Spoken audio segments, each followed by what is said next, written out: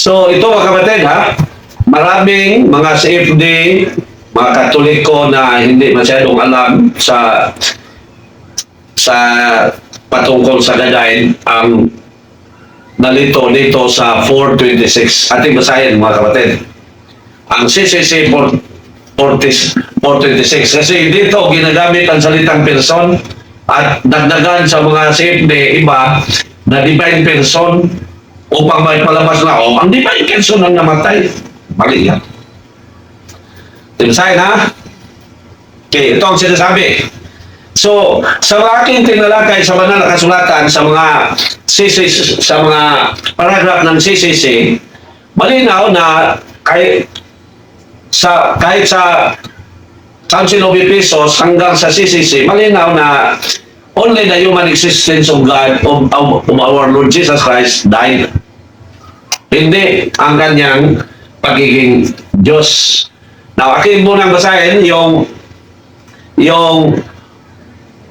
sinasabi sa 6:37, in his human soul, aking balikan na, in his human soul, united to his divine person, the dead Christ went down to the realm of the dead. He opened heaven's gates for the just who had gone before him. So, ang Panginoon Diyos,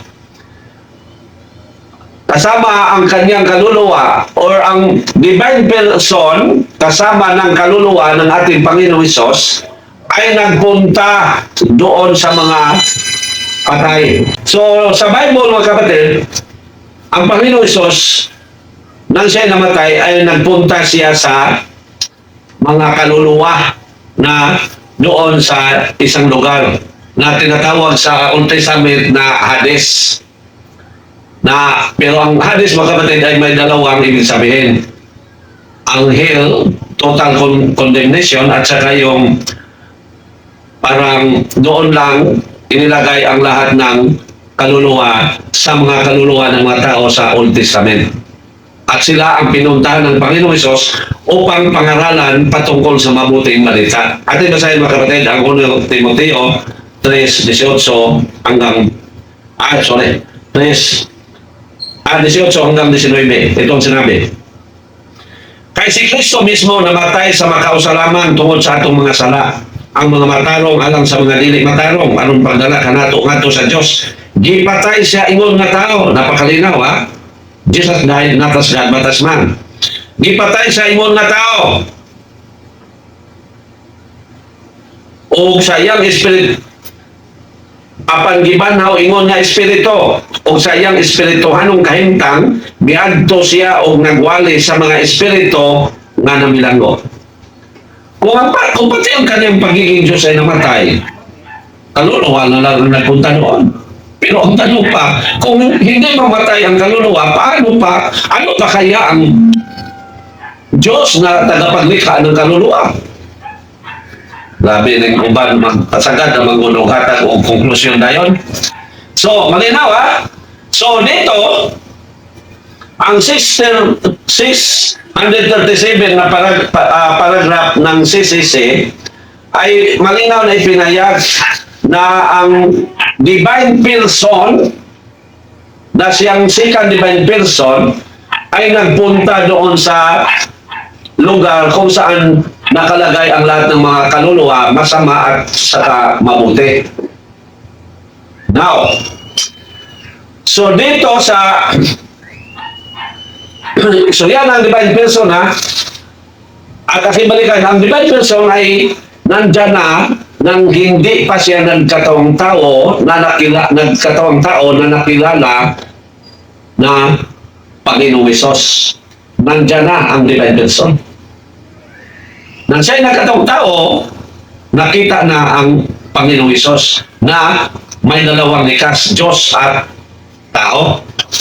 Kaya, mag-ingat tayo. Now, pero ang mga kapatid natin, ang iba mga CFD ay gumagamit dito sa CCC 426. Kasi dito may salitang person.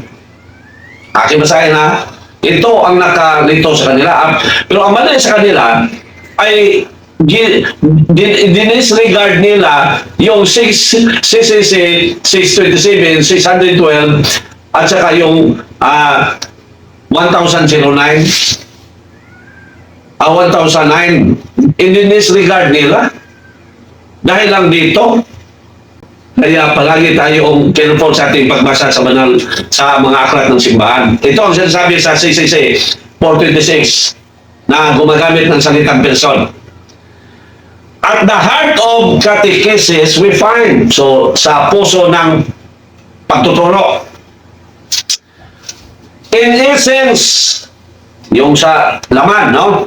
A person, the person of Jesus of Nazareth, the only Son from the Father, who suffered and died for us.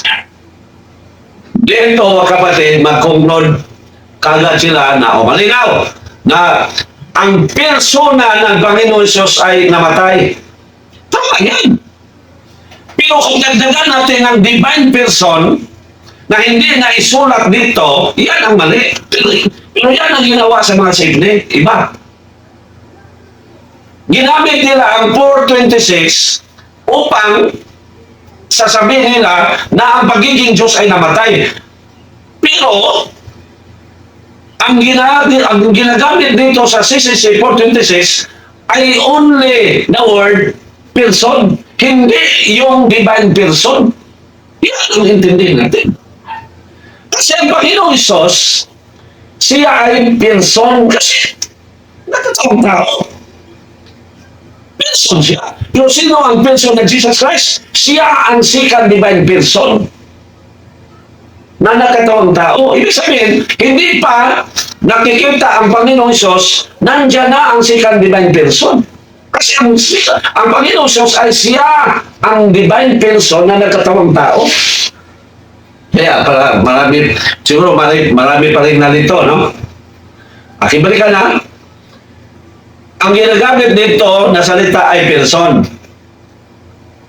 Hindi binanggit dito ang divine person. Ibig sabihin, ang ginagamit, ang salitang person of Jesus ay ang tinutukoy yung nakikita sa Israel na nangaral at nagsabi na ako ay Diyos na nagkatawang tao. Yan. Yan ang ibig sabihin sa person dito. Palinawin na para hindi tayo malito. So, ang second divine person ay nandyan na nang hindi pa siya nakita bilang Panginoong Hesus. Ibig sabihin, ang Panginoong Hesus ay nakikita dahil ang second divine person ay nagkatawang tao. So, ang Panginoong Hesus ay Diyos na nagkatawang Diyos at tao, kaya siya ay person. So, ang salitang person na ginagamit dito sa CCC 426 ay patungkol sa Panginoong Hesus na kasama sa mga tao doon sa Bethlehem. Yan. So, hindi natin dagdagan na divine person ang sinasabi dito, who suffered and died for us. Walang divine person na sinasabi dito. Walang word divine. So, ang person who suffered and died for us ay ang Panginoong Hesus. Yung nagkatawang tao ba? Yung may katawan, lumalakad, kumakain, natutulog. Yan ang person na binanggit dito sa CCC 626. Hindi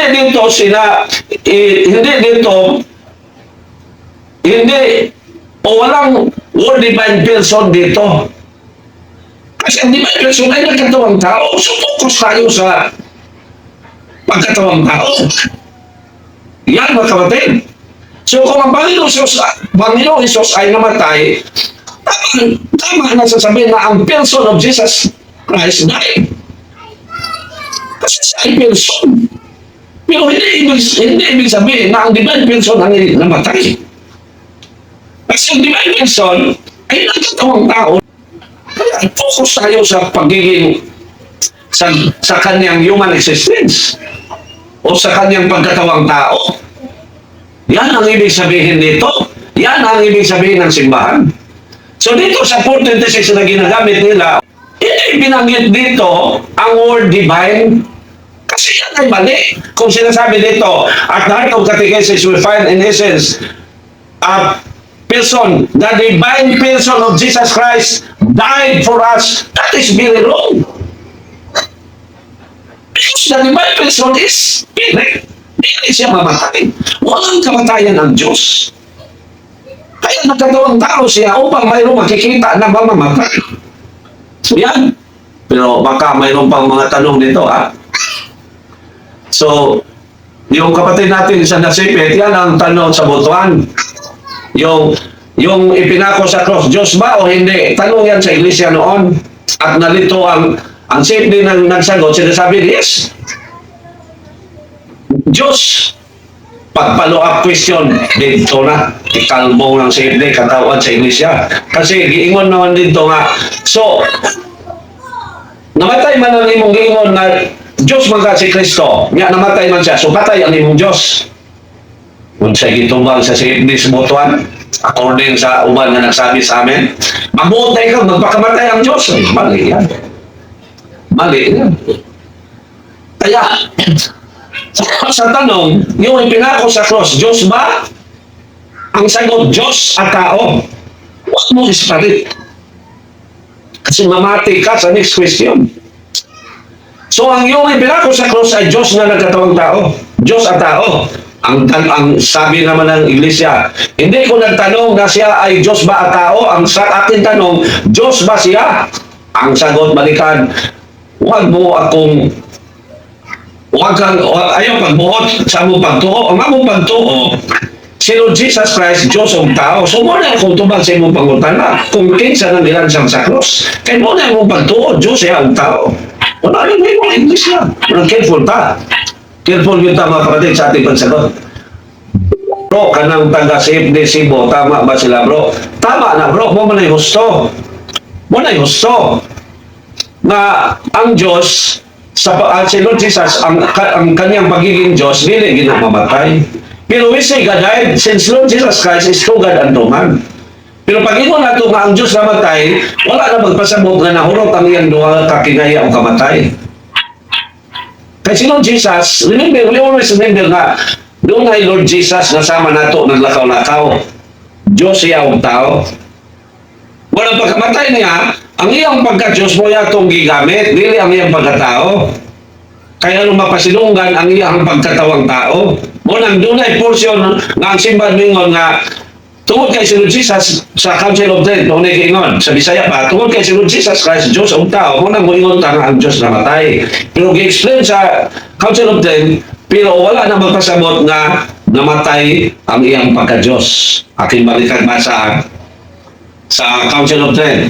Dito ang sinasabi sa Council of Trent. Siya. Okay, Council of Trent. Council of Trent. Okay, ito. Sa katapusan, mingon din eh. That burial, passion, and also death apply to Jesus Christ not as God, but as man. Council of Trent, ha? To suffer and die are incidental to human nature only, although they are also attributed to God because predictive with property of the person who is at once perfect God and perfect man. Mao na. Na buyon ta nga ang Diyos na matay tungkol kay si Lord Jesus Christ, tinuod nga Diyos o tinuod nga tao. Pero, ang ingon din Jesus died not as God, but as man. So, kinahanglan careful tayo pag-intindi sa explanation ng simbahan. So, yan, no? So, napay portion gani akin. Marami pang mga, tinalakay ko na kanila kasi naputol ang aking live, no? So, yan, bro. Na, ang uban manggol, tama mo nga ako ng sa Bohol, wala may problema. Ang pag-explain lang sa ubang safety mo ay problema. Kaya dili nila ma-explain o todo kung sa'y gipasabot sa gaday literal. So, ang gaday literal, nagpahayag ang ipasabot nga tinuod yun nga dunay Lord Jesus Christ nga namatay. Mo na ang kanang Lord Jesus Christ, Diyos o tao, mo nang ipasabot. Wala magpasabot ang gaday literal nga ang duha ka kinaiya ni Lord Jesus namatay. Mao po na iwa masabtipod sa ubang taga Cebu. Tama man ang ilaha, pero sila ka, ang ubang sa hindi sa Cebu, wala ka gets ang gaday literal. Na ang ipasabot na nga doon ay tinuod nga Lord Jesus na namatay na Diyos o tao. Wa na magpasabot nga ang duha ka kinaiya niya namatay. Wala mga dili na mo ipasabot sa gaday literal. Walang careful ta sa mga differences, mga ginagmay nga mga diferensya. Careful ta. Dili dayon ta mag-judge. That is why ako careful kay ko ipasa ginako dito do. Dito na yun ako. Kani 46, 426. Mao man ni nakapalibog og maayo. Una ako po ni gitutukan. Imagine, gingon din niyo, at the heart of the catechesis, we find, in essence, a person, the person of Jesus Christ, the person of Jesus of Nazareth, the only Son from the Father, who suffered and died for us. Ang binanggit dito, the person, hindi sinasabi the divine person of Jesus. The person of Jesus. Kasi person naman ang Panginoon Isos. Nagkatawang tao man siya. Kahit hindi siya nagkatawang tao, ang divine person ay persona.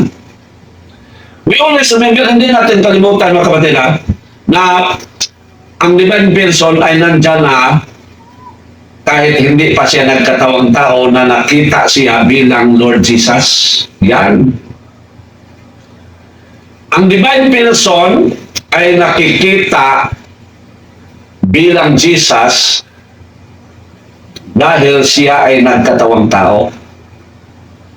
Pero kahit wala pang Lord Jesus na nakikita sa mga tao, nandyan na ang divine person. Yan natin masahin sa 1:1 at saka 17:11. 17:5. So ating basahin ang 1:1. Kailangan careful tayo kasi kunting kamalian, maimpasta sa impyerno. 1:1. Sa wala pa nabuhat bisan unsa ang pulong niya na. Sino ba yung salita? Ang sika divine person. Ang pulong uban sa Diyos o ang pulong Diyos. At nakikita siya bilang tao dahil siya ay nagkatawang tao. Sa 14, ang pulong na imong tao may puyo uban ka nato. So kahit hindi nagkatawang tao, ang divine person nandiyan na siya. Yan ang palagi natin isipin. Kaya hindi kita magpataka. So dito sa kalimutan ko isa, no? Sa 17:5, ito ang sinabi. Karon na mahan pasidunggi ako diya sa imong pagpakig-uban ka nako sa dungog nga akong gihuptan uban kanimo sa wala pa buhatang kalibutan. Ano ibig sabihin dito? Ang kanyang pagiging divine person na nandyan na siya kahit hindi pa nalikha ang mundo. Yan ang palagi natin isipin, aking balik ha. Palagi natin isipin na ang second divine person ay nandyan na kahit hindi pa siya nagkatawang tao na nakita bilang Panginoong Isus. Yan. Upang hindi tayo mamislead sa pag-understand sa sinasabing gaday. Yan mga kapatid. So malinaw, no? Napakalinaw. Madali lang, pero kailangan tayo sumunod sa pinangaral ng simbahan at intindihin mabuti ang isinulat ng simbahan. Kasi kung ang sinasabi nito sa 4:26 ay dagdagan natin ang salitang divine, ibig sabihin ang divine person ay namatay. At very contradict na yan sa 6:27. Ating basahin ang 6:27. Christ's death was a real death. in that it put an end to his earthly human existence. 6:27 na, parehong CCC. Walang mali, 4:26 at 6:27. Ang mali lang yung nagbasa. Hindi niya inintindi ng mabuti. Akibalikan na. Kung ang pag-intindi natin sa CCC 426, ang divine person ay namatay, lumabas na mali ang 6:27. Kasi ito ang sinabi. Christ's death was a real death in that it put an end to his earthly human existence. Napakalinaw. Napakalinaw. So, kailangan careful tayo sa pag-intindi. O ka ng taga-Cebu, tama ba sila bro? Walang mali sa Bohol o Cebu, ang pag-explain lang ang mali. Ang pag-explain lang sa ibang Cebu ang mali. Sakto kaayo ang CFD Cebu bro, tungod kay nagsunod lamang sila sa official church teaching. Sakto man po ang Bohol, ang pag-explain lang sa ubang CFD sa sinasabi na dahil literal, mo dili mao. Kasi ang sinasabi sa dahil literal, hindi ibig sabihin na ang dalawang likas ng Panginoong Hesus ay namatay. Hindi yan. Ang ibig sabihin ng gaday literal na totoong may Lord Jesus Christ na Diyos at tao na namatay. Yan. Pero ang pag-intindi sa iba, ang ibang taga-Cebu, hindi po nila masyadong naintindihan ng gaday literal. Ang mga taga-Bohol po na mag-explain ng gaday literal, hindi po masyadong maka-explain. Yan ang dahilan bakit nagkaguliyan. So, kailangan careful tayo, no? Okay. Official church teaching, wala madugang-dugang ang CFD Cebu. God died in his human nature. Oh, only yet his death is a tribute. Yes, that is correct, no? To God. So, tama, no? Walang ang uman lang mga CFD, hindi masyadong naintindihan niya mong paparak na yun o istorya. Nga, pagpangutanon, kanang mo ingon nga gaday literal o niya, ang dalawang likas ang namatay. Hindi yung gaday literal na ang Lord Jesus Christ ay literal na namatay at siya Diyos at nagkatawang tao. Kung tanungin natin sila, yung nagsasabi sa gaday literal na ang dalawang likas ang namatay, marami na akong tinanong. Nang namatay ang pagkamatay ni Lord Jesus, naurot ba o kamatay ang iyang duha ka kinaiya? Wala na. Wala na yung tubag. Wala niya pagtubag. Kung dili mo, gini lang akong suggestion. Kung di na ito masyadong familiar ang isyo, huwag kayong magbigay ng mga comments, mga konklusyon. Kailangan intindihin natin. Kasi mayroong mga bagay na naisulat sa CCC na kung hindi natin basahin ang buong CCC, hindi natin maintindihan. Kaya kung makapatid, hindi sa mayabang, ang tibuok CCC, gihurot na ako nagbasa. Ito ba? Kapag sinabi natin God plus died, literally, anong ibig sabihin yan? Hindi mismo ang God ang namatay kasi literal. So, ang ibig sabihin na bro, na ang Panginoong Hesus ay totoong Diyos at tao. Kasi maraming tao noon, hanggang ngayon, ang hindi naniniwala na ang Panginoon Hesus ay totoong Diyos. At mayroon din kasaysayan sa simbahan na hindi totoong mayroong mga nagsasabi na hindi totoong mayroong gilansang sakro sa Israel, sa Jerusalem. Mayroong nagturuan na niya sa Middle Ages. Kaya, yung sa nagsasabi na gaday literal, ang ibig sabihin, ang Panginoong Hesus. At yan ang isipin natin ha. Kung wala ang Panginoong Hesus, ay walang mga salitang gaday. Wala. Ibig sabihin, mayroong salitang gaday kasi ang Panginoong Hesus ay ang second divine person na nagkatawang tao. Yan ang ibig sabihin sa gaday literal. Hindi ibig sabihin na ang dalawang likas ng Panginoong Hesus ay namatay.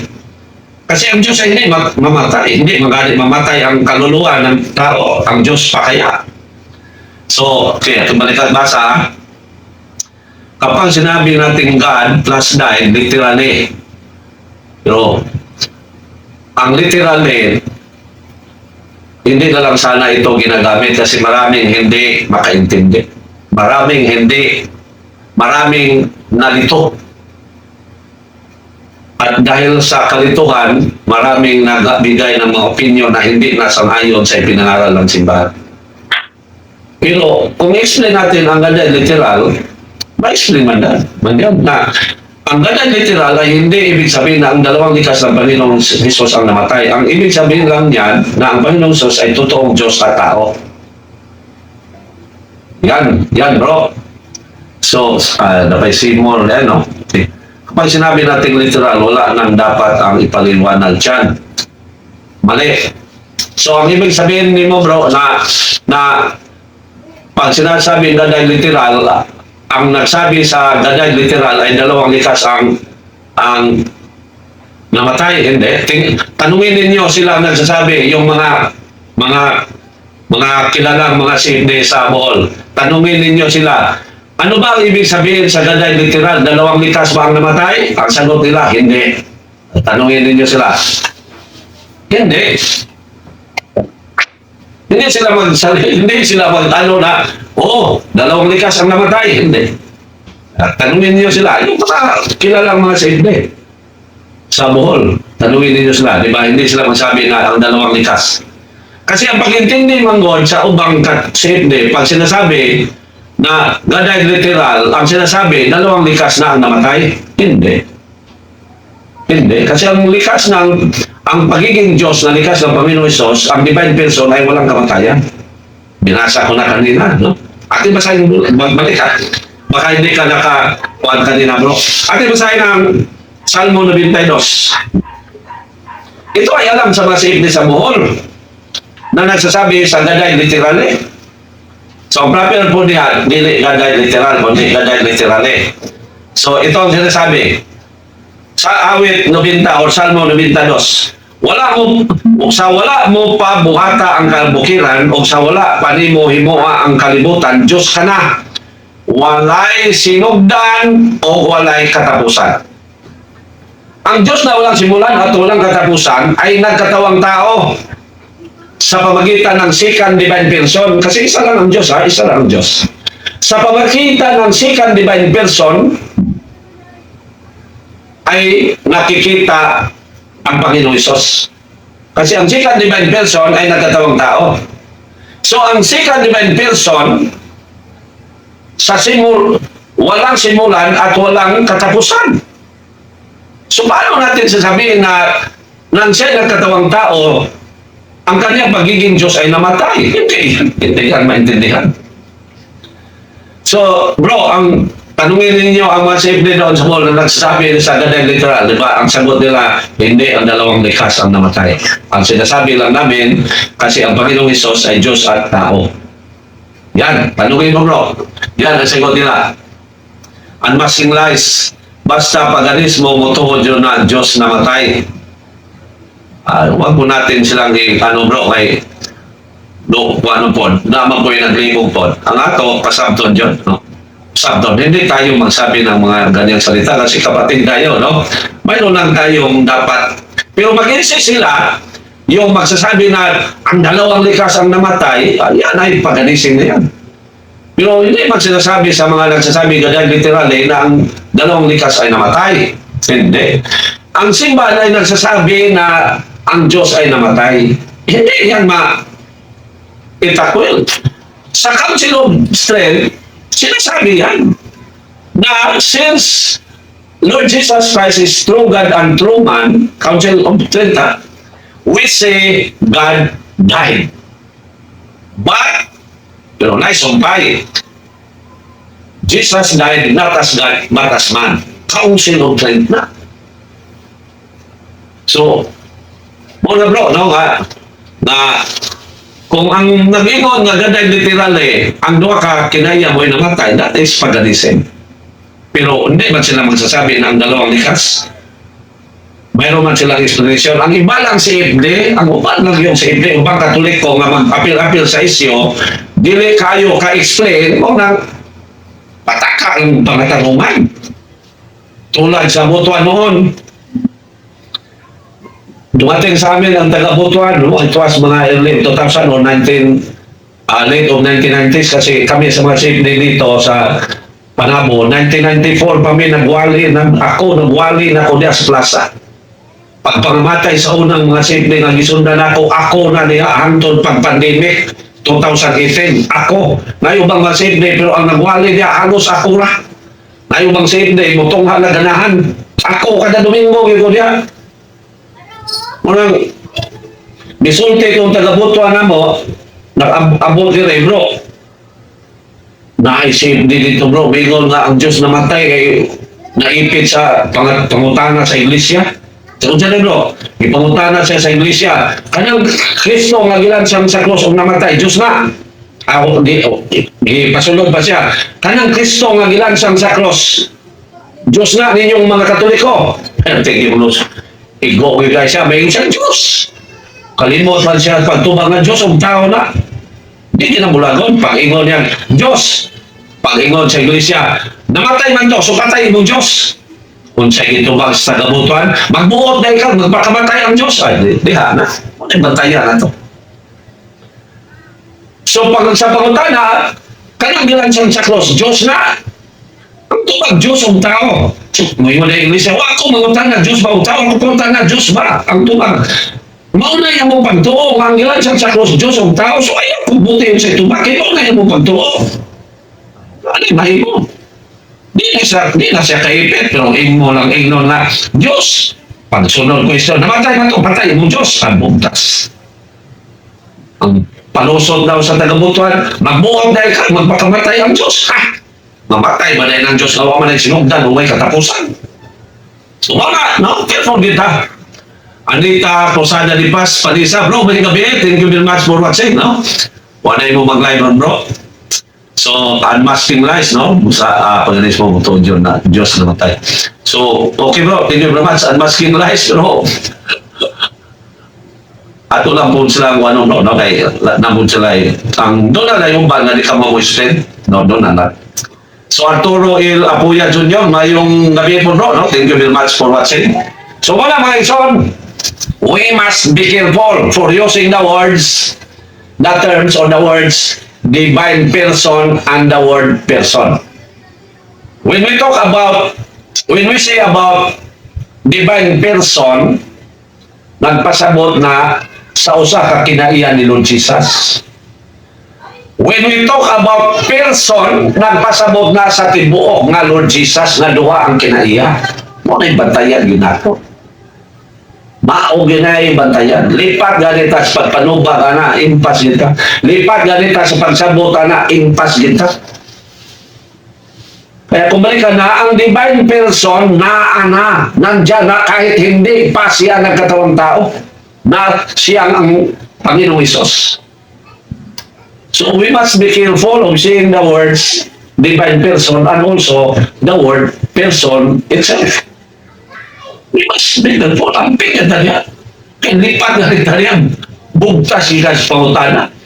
Para sa nasisisi 426, so, bigamit mo ng good person. Niya mo bang save day? O bang Katoliko mo yun? Klaro kayo. Nga namatay ang iyang persona.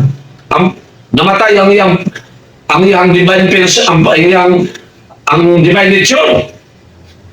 The word person ang igamit, imo ng dugangan o divine person. Bright pata sa simbahan. Muna, no? We must be careful. Yeah, study yun. Number one, ang pugit ano na sino. Maogin na number one. Ayaw yun, hindi tayo gumamit sa ating karunungan bilang tao kasi pinayag na yan ng ating Panginoon Isos na walang kwenta yan sa pamagitan ni San Pablo. Ating basahin, ha? 1 Corinto 1:20-21. Pining nagingon na mga haon kayo sa debate na makapalusot o pangatarungan. Mo man gigamit, mo man gisulti na sa mga SSPX sa una na sa pangutana na pildihon. Pangutana lagi. Ila kong giingan, pangutana lagi.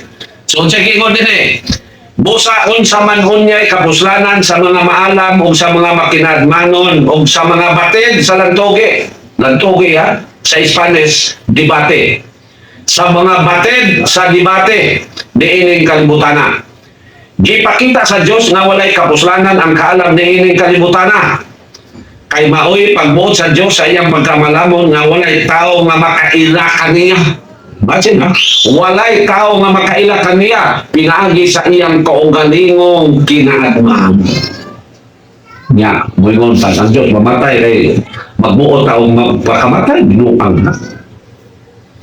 Labit-labit pa sila sa Gawa 3:15 nya mismo ang teksto ang sumagot sa kanilang pag-intindi na hindi mao. Pero kung imong panidan bro, ang mga GDL, wala sila nagka-unite sa ilang mga pamayan. Mao dyan bro, tama dyan ka bro. Di ba? Kung iingon ganyan, na ang uban dito di ka-explain, wala sila magsa. Kaya uban mo, di na sila kahatag sa saktong explanation about sa gaday literally. Dili. Sabat-sabat na ng ila bro. Kasi ang tunay na gaday literally, kung imo nang pangutanon, namatay ba ang duwa ka kinayan ni Lord Jesus, ang ilang tumagon na. So, tama juga bro. Salamat kayo bro. Pero kung imo palindan bro, ang gaday wala sila mga nagkayunat sa ilang mga kaya. According to the explanation, ang gaday literal, hindi daw ibig sabihin na namatay ang tunityon ni Jesus. Pero bakit nila ginamit ang term nga, yan bro, ang nakapalito. Bakit ginamit nila ang term na literal? Sana hindi na. Kasi maraming hindi maka-gets. Hindi makapas. At ako, nalikabot yung kong explain na nang dili kaapas, matudluan siya nga, ang iyang pag-explain mo ay kulang. So, okay, hindi daw ibig sabihin natin. Pero bakit nila ginamit term na literal tapos naghimo-himo sila og laing meaning sa term literal? Yan bro, yan ang mali. Yan ang mali.